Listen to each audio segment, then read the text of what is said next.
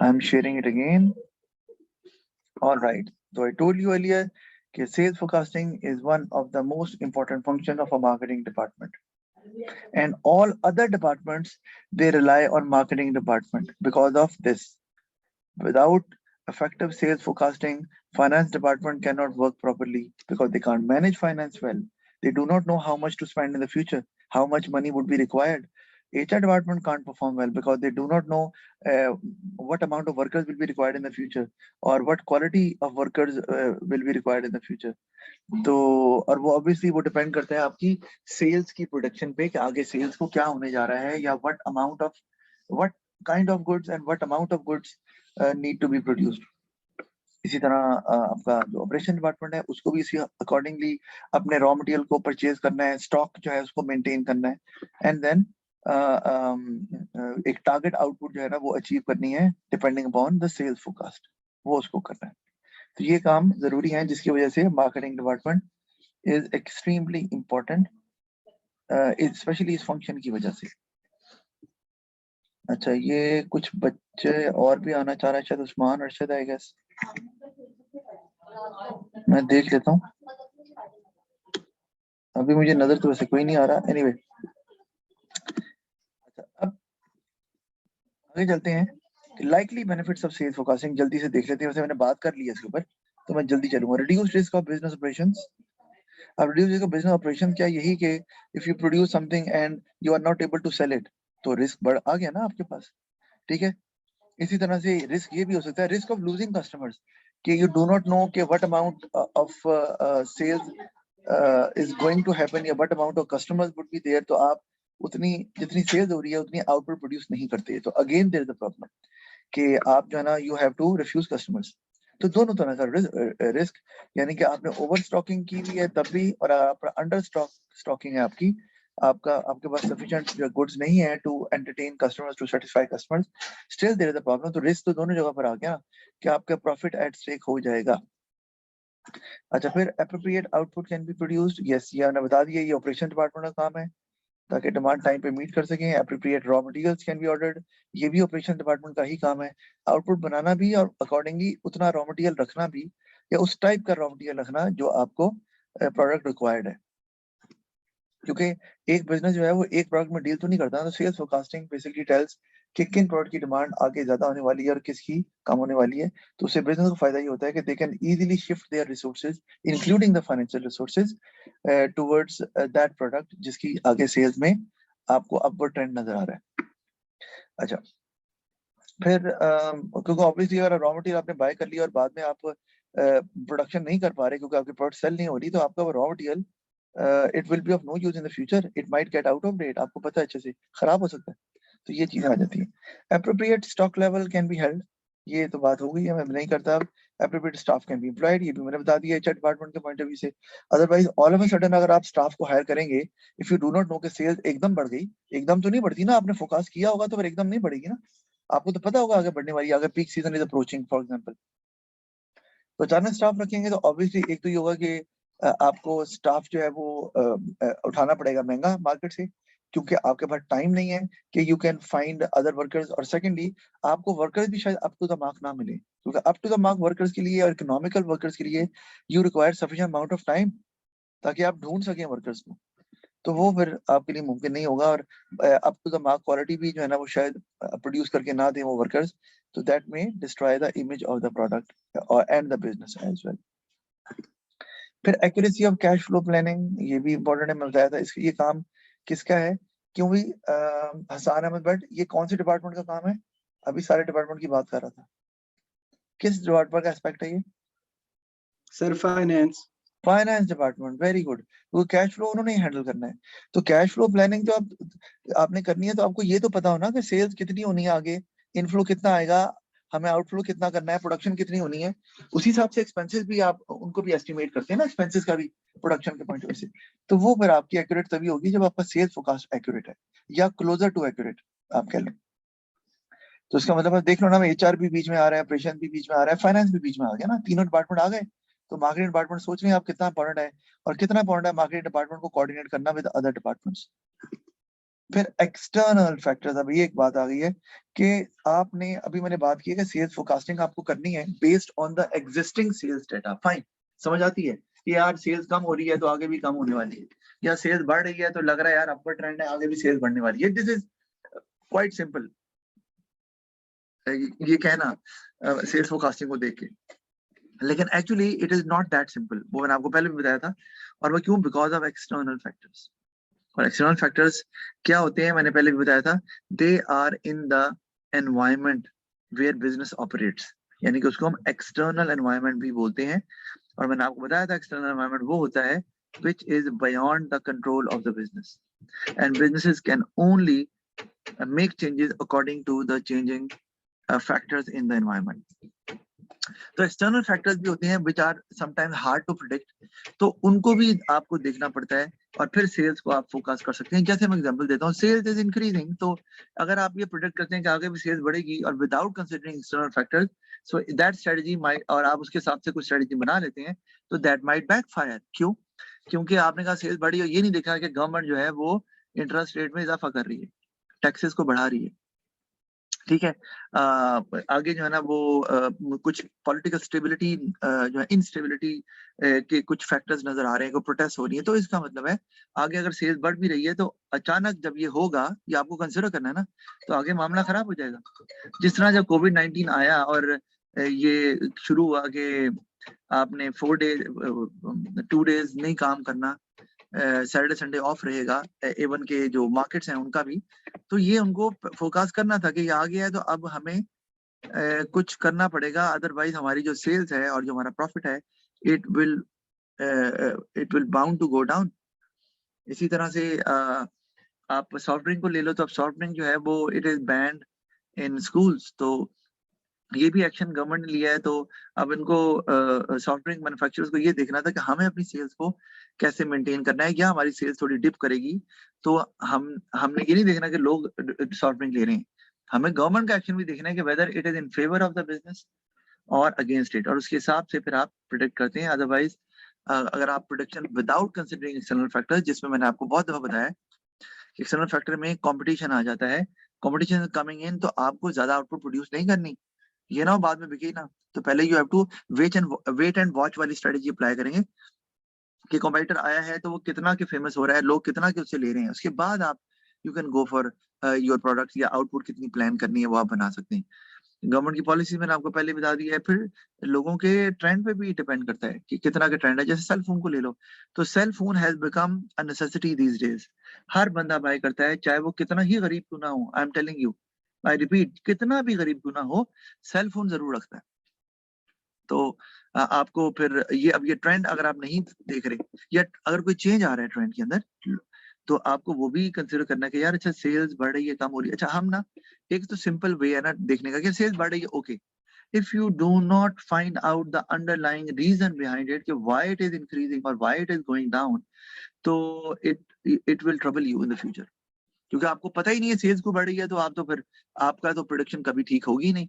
वो अभी चल बढ़ रही है तो बढ़ रही है, आगे नहीं बढ़ेगी, क्योंकि आपको पता ही नहीं है कॉज क्या है। वो कॉज कुछ भी हो सकता है कि आपका कंपटीटर शायद अच्छे से परफॉर्म नहीं कर रहा है, या कंपटीटर का इमेज खराब हो गया है, या कंपटीटर की quality up to the mark नहीं है, which is your very close competitor, तो उस केस में फिर आपकी सेल्स बढ़ रही है, बट दैट इज नॉट क्या कहते हैं, बिकॉज ऑफ यू। आपके पे क्रेडिट नहीं जाता, तो वो कल को अच्छी चीज बनाएगा तो आपकी सेल्स गिर जाएगी। तो आपने कहा सेल्स बढ़ रही है, बनाओ बनाओ, ऐसे नहीं है। फिर आपको कंपटीटर को भी देखना पड़ेगा कि वो क्या नए मॉडल्स निकाल रहा है। इधर competitor is coming up with improve products, modification लेके आ रहा है, अपने फ्लॉज को दूर कर रहा है। तो बहुत से फैक्टर्स हैं जो एनवायरनमेंट में मौजूद होते हैं, जिसको आपको देखना होता है। सबसे बड़ा एक और फैक्टर आ जाता है इकोनॉमिक कंडीशन, तो वो भी देखनी होती है कि आपका प्रोडक्ट किस तरह का है, नेसेसिटी है, लग्जरी है, और फिर देखना पड़ेगा लोगों का इनकम लेवल क्या है, रिसेशन आगे आ रहा है अगर फर्ज किया, या बूम आ रहा है, या ग्रोथ की तरफ जा रहे हैं, तो फिर आपको देखना होगा कि लोग जो है वो जब परचेजिंग पावर बढ़ती है तो किस चीज की डिमांड ज्यादा करते हैं, ठीक है ना। और जब परचेजिंग पावर जो है वो कम होती है, तो फिर किस चीज की डिमांड लोग स्टिल करते रहते हैं। ये है ना चीजें कि अगर आपके प्रोडक्ट नेसेसिटी है और वो इनइलास्टिक डिमांड है, तो रिसेशन में भी people will keep on buying it. जैसे कोविड-19 आया, अगर फर्ज किया तो सारे कारोबार ठप हो गए, लेकिन हेल्थ केयर, दवाइयों की दुकानें वो चलती रही, आपको पता है अच्छे से, मेडिसिन नहीं रुकी। तो मेडिसिन जो फार्मास्यूटिकल कंपनी थी उनको टेंशन नहीं हुई, इसलिए हाथ से देखा जाए पता है कि लेना ही था। तो ये आपको ये देखना पड़ता है। उसके बाद फिर अगर आप इतने फैक्टर्स को कंसीडर करने के बाद फोकस करते हैं तो still you can't say that it will B 100% correct, लेकिन एटलीस्ट वो काफी क्लोज जरूर होगा उसके, तो जिससे आपको फायदा हो जाएगा और आपका नुकसान नहीं होगा किसी भी तरह का, जो हमने ऊपर पॉइंट्स डिस्कस किए फाइनेंस के हवाले से, एम्प्लॉय हायरिंग के हवाले से, रॉ मटेरियल के हवाले से, आउटपुट प्रोड्यूस करने के हवाले से, तो ओवरऑल रिस्क आपका कम हो जाएगा जितने भी डिपार्टमेंट्स हैं सबकी अगर हम बात करें। अच्छा, अब आगे हम चलते हैं जी, ये आ गया important qualitative sales forecasting methods. अब हम जा रहे हैं into the technical part of this topic. तो सेल्स फोरकास्ट, अभी तो मैंने देखा सेल्स फोरकास्ट करने में ये आप कंसिडर कर सकते हैं, करते कैसे हैं अब हम ये देखने लगे, how it is actually done, हम ये अब देखने लगे। तो हमारे पास जो है ना वो पहले आ गया क्वालिटेटिव सेल्स फोरकास्टिंग मेथड, एक दूसरा होता है क्वांटिटेटिव सेल्स फोरकास्टिंग मेथड। तो वो आपने ज़हन में रखना है कि क्वालिटेटिव सेल्स फोरकास्टिंग वो होती है जिसको आप शायद मेजर नहीं कर सकते, लेकिन वो एक आइडिया होता है, ओपिनियन होता है, ठीक है, उसको आप इग्नोर नहीं कर सकते कि आपको वो क्वालिटेटिव जो फोरकास्टिंग मेथड है वो भी इस्तेमाल करना पड़ता है। You need to take the opinion of certain people, अभी हम बात करते हैं। तो वो क्वालिटेटिव इसलिए है क्योंकि it is more about suggestion rather than numbers. Okay, आपको ये बता सकते हैं कि ये सेल्स बढ़ेगी या कम होगी, कितनी बढ़ेगी या कम होगी ये नहीं बताया जाता, क्योंकि जाहिर बात है ये आपकी अपनी जजमेंट पे है, वो जो बंदा दे रहा है तो वो एक आपको रफ सा आइडिया ही, एस्टिमेट ही मिलेगा। जो क्वांटिटेटिव सेल्स फोरकास्टिंग है जो हमने एक्चुअली पढ़ना है और जिसपे न्यूमेरिकल भी आता है पेपर में, वो एक्चुअली आपको एग्जैक्टली बताता है कि आपकी सेल्स अगर बढ़ेगी आगे तो कितनी बढ़ेगी, कम होगी तो कितनी कम होगी, in numbers, in quantity, quantitative form. तो पहले हम बात करते हैं क्वालिटेटिव सेल्स फोरकास्टिंग के, जिसमें हमें ओपिनियन, सजेशंस जो है ना वो चाहिए होते हैं, इनपुट चाहिए होती है लोगों की कि जो उनका एक्सपीरियंस है वो बिजनेस को बताएं ताकि business can get benefit from it, पता चले कि सेल्स का ट्रेंड क्या जाने वाला है। अच्छा, आप देखते हैं सबसे पहले हमारे पास जो टेक्निक आती है क्वालिटेटिव सेल्स फोरकास्टिंग में, वो आ रही है जी सेल्स फोर्स कंपोजिट। अब सेल्स फोर्स कंपोजिट क्या मेथड है ये मैं आपको पहले बता दूं। इसमें करते ही हैं कि इसमें you do not hire people from outside. Actually, you let people collect the information about customers and the sales who are already your employees. अब वो कैसे, जैसे कि मैंने नाम भी लिखा हुआ है, सेल्स फोर्स नाम से नजर आ रहा है कि जो आपका सेल्स स्टाफ है who actually deal customers, clients on regular basis, they can predict that what is going to happen in the future, कि whether customers are going to buy more of the items, अगर वो success है और customers are happy, satisfied, or if it is not going to work, या आगे sales जो है वो कम होने वाली है, तो क्योंकि they have a direct contact with the customers there, तो they exactly know what is there in the mind of the customers. वो हेड ऑफिस में बैठे हुए टॉप लेवल मैनेजमेंट को नहीं पता चल रहा, वो वर्कर्स को पता चल रहा है। तो they can actually give useful information to the management who is there to take the decision के सेल्स से रिलेटेड कि हमें क्या करना है आगे, मतलब वही बात, production, raw material, finance, cash flow को देखना वगैरह। तो वो फिर आगे इंफॉर्मेशन पास ऑन कर सकते हैं, it might be very useful क्योंकि ये फर्स्ट हैंड इंफॉर्मेशन होती है and they are your own employees. तो ऑब्वियसली यू एक्सपेक्ट करते हैं कि they are loyal and they will give you true information. अच्छा, तो ये सेल्स फोर्स कंपोजिट ये होता है। अब ये क्विक एंड चीपर क्यों है ये आपको समझ आती है, वैसे मैं फिर भी पूछना चाहूंगा, कोई मुझे अगर बताना चाहे तो बता सकता है कि हेरा क्यों ये क्विक एंड चीपर क्यों होता है ये मेथड। अगर जो मेथड मैंने समझाया अगर समझ आ गई तो आपको पता होगा जरूर, क्यों हेरा? No idea? हाँ ना ही कर दो। नो। अच्छा नो, कोई बात नहीं। तो और कोई बताना चाह रहा है बच्चा, कोई रजीन, फारिया आप में से, या हमजा, फारूक आप बताना चाह रहे हो? नहीं पता? अच्छा, कोई मसला नहीं। अभी आपको बताया है कि आपको कोई people outside from the business नहीं रखने, you do not have to pay them extra. तो already you are paying to your sales staff. तो एक तो ये है कि आपके लिए इसलिए चीपर पड़ जाता है कि no extra payment is involve in it to get that information, ठीक है। सिर्फ आपको अपने सेल्स डिपार्टमेंट से कहेंगे कि जी हमें सेल्स स्टाफ से ये इन्फॉर्मेशन उनसे कलेक्ट करें and then send it to us, ठीक है। अच्छा, अब क्विक क्यों है? क्योंकि ऑब्वियसली वो जो आपका अपना ही डिपार्टमेंट है सेल्स का, तो वो उससे कलेक्ट करना internally information, it is easier. rather than getting it from the market, उसमें काफी hassle हो सकती है, time consuming भी हो सकता है, you might not get accurate information, reliable information. तो यहाँ ऐसा scene नहीं है. Whatever information you get from the employees, you believe that they are loyal, and whatever information they are providing, it is actually reflecting the true opinion of the customers. तो problem नहीं होगी. तो इसलिए वो quick भी होता है और चीपर भी. चीपर से आप प्रॉफिट से लिंक कर सकते हैं, एक्स्ट्रा कॉस्ट नहीं है. और क्विक को आप लिंक कर सकते हैं कि some time you have to take decisions quickly. ठीक है, you do not have much time, otherwise your competitor might come out with such products. क्योंकि अगर आपने लेट डिसीजन लिया तो कंपेटिटर, आपकी चीजें मार्केट में पहुंची नहीं है, कंपेटिटर की पहुंची हुई है, तो जो पोटेंशियल कस्टमर्स है they won't wait, they will buy your competitor products. तो उस तरह फिर you might lose your potential customers as well. तो क्विक डिसीजन जो है ना at times is very important. अच्छा, फिर आता है हमारे पास इंफॉर्मेशन इज मोर रिलायबल. ये भी कंसिडर मैंने आपको बताया तो है उसमें, लेकिन फिर भी रिलायबल का मतलब क्या है? इंफॉर्मेशन रिलायबल का मतलब, अच्छा, एक होती है इनके इंफॉर्मेशन जो मौजूद है, क्या whether actually it is the information collected from the people. अब ये रिलायबल क्यों है? क्योंकि वो फर्स्ट हैंड इंफॉर्मेशन है which is being obtained by your sales staff. तो रिलायबल इसलिए, रिलायबल मतलब कि झूठी फेक तो नहीं है. हो सकता है कि इंफॉर्मेशन कलेक्ट की ना गई हो और फेक फिगर्स दे दिए गए हो, तो obviously that would affect the business badly when they will take the decision on that basis ना. आउटपुट बना के रख दी, सेल्स ही नहीं हो रही, डेटा दिखा रहा है सेल्स बढ़ रही है जो कि फेक इंफॉर्मेशन है, और आपकी आउटपुट जो है वो सारी की सारी जाया हो रही है क्योंकि वो उतने कस्टमर मार्केट में मौजूद नहीं है. वो इंफॉर्मेशन जो थी वो एक्यूरेट, वो रिलायबल नहीं. तो यहाँ पर ऐसा सीन नहीं है. एक तो आपने बिजनेस से ही कलेक्ट करनी है, अपने कस्टमर से कलेक्ट करनी है, और आपके अपना ही जो सेल्स स्टाफ है वो ही कलेक्ट करके आपको दे रहा है. अच्छा, नुकसान क्या है जी? सेल्स स्टाफ में be unaware of competitors actions. वो क्यों भला? तो बताएगा मुझे, अनअवेयर क्यों होंगे? ये कोई बता सकता है? हसन, आप बता दो. No idea. अच्छा चलें, अगर नहीं पता तो नहीं, कोई बात नहीं. इन्फॉर्मेशन वो इसलिए कि सेल्स स्टाफ जो है वो डील करते हैं उन लोगों से who are the customers of the business. ठीक है, वो तो आते ही आपसे बाय करने हैं. तो इसका मतलब है जो सेल्स स्टाफ है they have only idea about their own product, whether people like it or not. They have no idea whatsoever about their competitors products, क्योंकि वो ना उनमें डील करते हैं, and they do not get response from the people about their products. So whatever feedback they get from the customers, it is about their product only.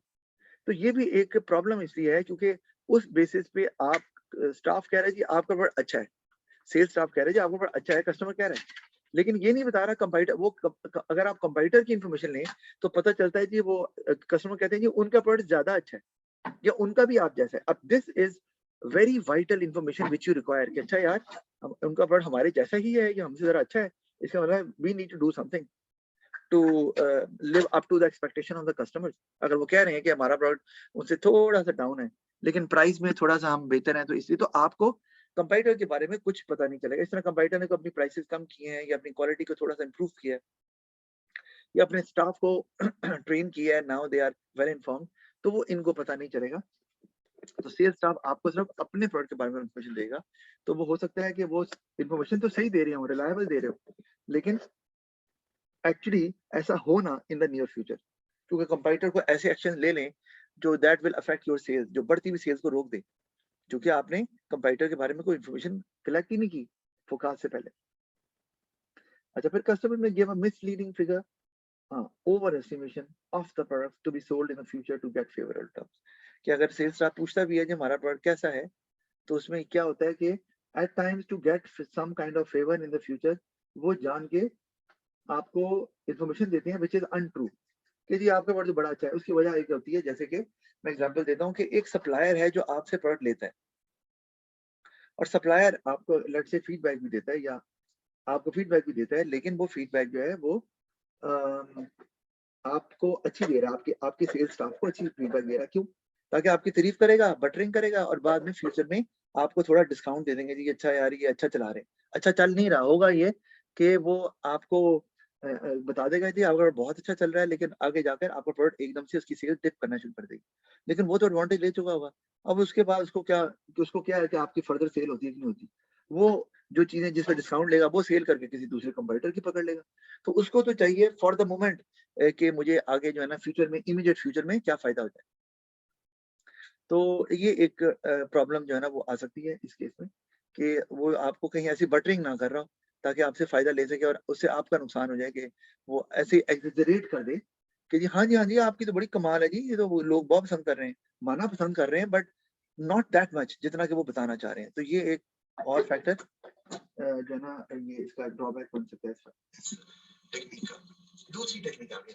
अच्छा, अभी इसमें किसी ने कुछ पूछना है इसके फायदे या नुकसान, या इस मेथड के बारे में कुछ ना बताओ तो आई कैन वेट, आप मुझे बता दें तो मैं आपको पॉइंट बता देता हूँ दोबारा से, नो इश्यूज, ओके, ऑलराइट। अच्छा, अब मैं just a minute before I move on to the next method, मुझे ये करना है कि आपकी जरा 1 मिनट से पिक्चर ले लूं, क्योंकि बच्चे तो कम ही हैं, तो ताकि मुझे पता चले कौन कौन प्रेजेंट है।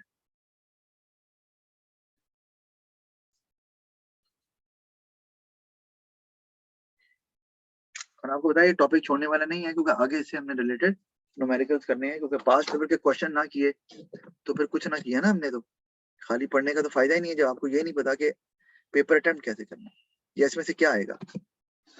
अच्छा, आगे हम चल रहे हैं अब क्वालिटेटिव, अभी सेल्स फोरकास्टिंग मेथड ही चल रहा है, जिसकी दूसरा हमारे पास आ रहा है कि Delphi technique.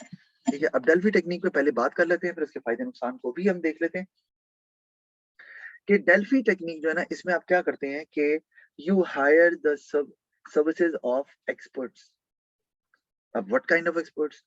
People who have sound knowledge about the market, ठीक है, अबाउट द कस्टमर्स। सर आपकी स्क्रीन शेयर नहीं हो रही। अच्छा, एक मिनट, अच्छा वो मैंने शायद अनशेयर किया था।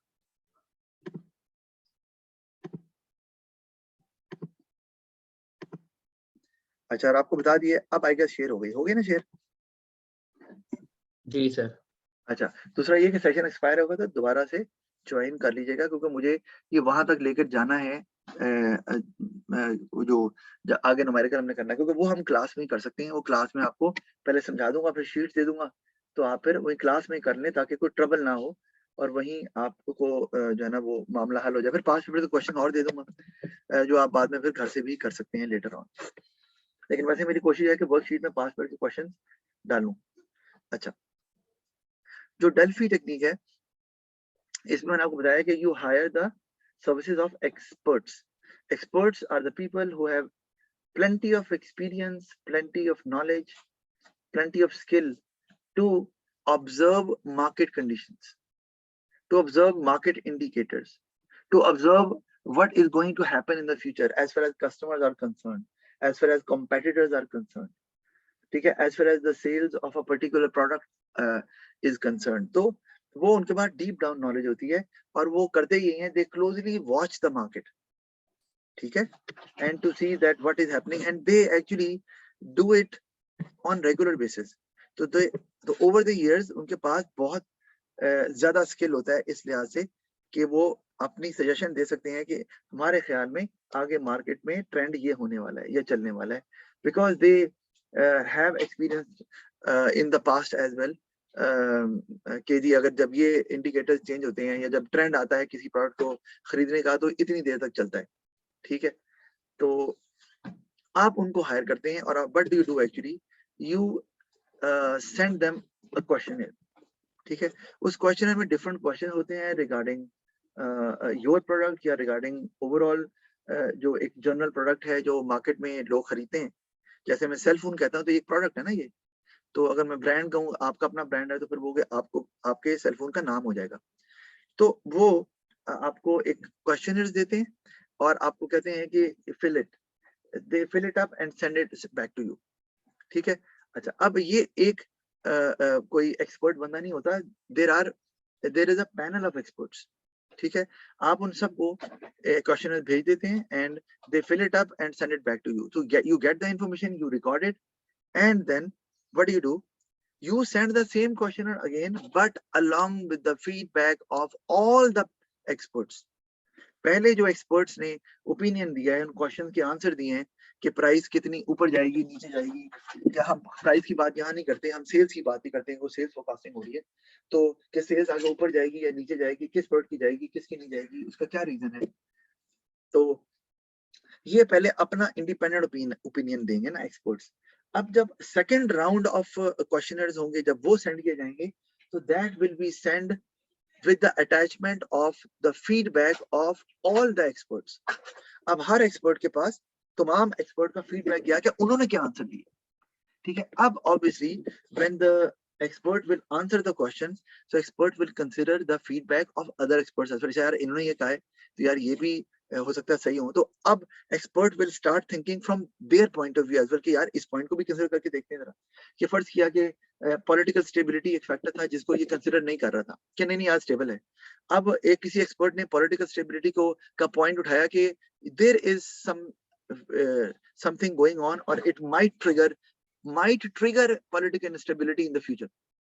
तो वो फिर हाँ यार वाकई ये फैक्टर मैंने इग्नोर किया था, ये तो डायरेक्ट इम्पैक्ट डाल सकता है पॉलिटिकल स्टेबिलिटी पे। तो इस तरह से वो फिर क्या करते हैं, they start answering the question by considering the feedback of other experts. अब उनके आंसर स्लाइटली चेंज हो जाते हैं।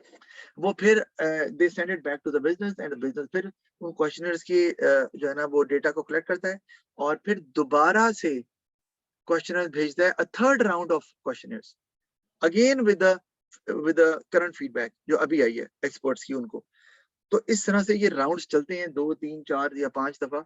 बड़ा टाइम कंज्यूमिंग प्रोसेस है, लेकिन इससे ये होता है कि what ever bias experts have वो खत्म हो जाता है, क्योंकि उन्हें पता चल जाता है कि यार दूसरे भी आंसर दे रहे हैं। तो आपको सोचे ना, मैं अगर आपको ओपिनियन दे रहे हूँ इंडिपेंडेंटली, तो शायद आप कंप्लीटली एक ब्रांड की साइड ले लेंगे, नहीं सर ये ब्रांड बहुत अच्छा है, फॉर एग्जांपल क्लोज का ब्रांड है या शूज का है। लेकिन जब आप दूसरों के ओपिनियन सुनते हैं, अच्छा यार ये भी है, इनका ये एक्सपीरियंस है, तो फिर आप शायद अपने आंसर को थोड़ा चेंज करना चाहें। तो इसी तरह से ये भी जो है ना, इसका मतलब कि इनकी जो बायसनेस होती है या पर्सनल लाइकिंग या डिसलाइकिंग होती है टुवर्ड्स अ पर्टिकुलर ब्रांड या प्रोडक्ट, वो फिर ऑटोमेटिकली कम होती जाती है, जिससे आपका जो डेटा है वो ज्यादा एक्यूरेट रिलायबल हो जाता है और it help you to make a sales forecast. अच्छा, तो अब मैंने लिख दिया जैसे कि अब ये मोर एक्यूरेट होता है क्योंकि removes bias due to different rounds of questionnaires. और बायस मैंने आपको बताया था कि जो पर्सनल उनकी अपनी लाइकिंग डिसलाइकिंग होती है, तो कहीं वो आड़े ना आ जाए उनके। फिर इजी टू अप्लाई है, और बेसिक बात है, बहुत आसान है, उन्हीं उसी क्वेश्चनर को बार बार भेजना है ना। तो that is a very simple thing. या कोई टेक्निकल चीज नहीं है, जो टेक्निकल काम करना है वो उन्होंने ही करना है, हु आर एक्सपर्ट्स, आपको कुछ नहीं करना, ठीक है। तो आपके एंड पे इस लिहाज से है कि इजी काम है। नुकसान क्या है जी, टाइम कंज्यूमिंग है। तो टाइम कंज्यूमिंग तो ये होगा, जब इतने राउंड ऑफ क्वेश्चनर्स आएंगे तो टाइम तो लगेगा, और सम टाइम इज मनी। तो उसमें फिर शायद ये डेल्फी टेक्निक जो है, इट माइट नॉट वर्क। कि अगर आपने जल्दी डिसीजन लेना है सेल्स फोरकास्टिंग का, क्योंकि आपने उसके हिसाब से चेंजेस करनी है ऑपरेशन डिपार्टमेंट में, एचआर डिपार्टमेंट में, फाइनेंस डिपार्टमेंट में, मार्केटिंग डिपार्टमेंट इटसेल्फ में, कि उन्होंने अब कितनी एडवर्टाइजमेंट या प्रमोशन करनी है। तो ये प्रॉब्लम फिर आ जाएगा। तो ये नुकसान बंद हो सकता है। और फिर क्योंकि अगर डिले हो जाता है तो शायद जो सारे डिपार्टमेंट्स हैं, they might not be able to cope up with that increasing demand of the product. अच्छा, फिर difficult to maintain participant same level of enthusiasm every time they give feedback. हाँ, सारी बात है, उसी क्वेश्चनर को बार बार रेपिटेटिवली फिल अप करना। ऑब्वियसली जो एक्सपर्ट्स हैं, they lose focus. They might be focused the first time, they might have a better focus next time, क्योंकि अब फीडबैक आ रही है। लेकिन with the passage of time, you know that if you keep on doing the same thing again and again, so you lose focus as a human being, और आपका वो जज्बा उस तरह से रहता है जैसे यार वही क्वेश्चन है। तो शायद you start reading between the lines, पूरा सही तरह से पढ़ते नहीं है, फीडबैक क्या आई क्या ना आई। तो मुझे जारी बात है, मुझे फीडबैक है, it might not reflect the true opinion of the experts, और उसकी वजह से आपका जो डिसीजन है, आपकी जो सेल्स फोरकास्टिंग है, it might not remain as accurate as it was required. जी, अब किसी ने कोई सवाल पूछना है डेल्फी टेक्निक पे, क्या होती है, या इसके बारे में फायदे या नुकसान के बारे में पूछ रहे हैं, तो बता दे। नो, कोई एक बच्चा बोलते हैं मुझे बजरे की आवाज मेरी जा रही है। हेलो, जी सर आगे समझ। आगे आगे ओके ऑलराइट। अच्छा अभी ना 3:10 हुए हैं, तो मेरे ख्याल में कभी भी सेशन एक्सपायर हो जाएगा, तो बेहतर है कि बजाय इसके कि मैं अगला मैसेज शुरू करूं, आप दोबारा से ज्वाइन कर लें। बेहतर यही है। मैं इसको स्टॉप कर रहा हूं यहीं पर।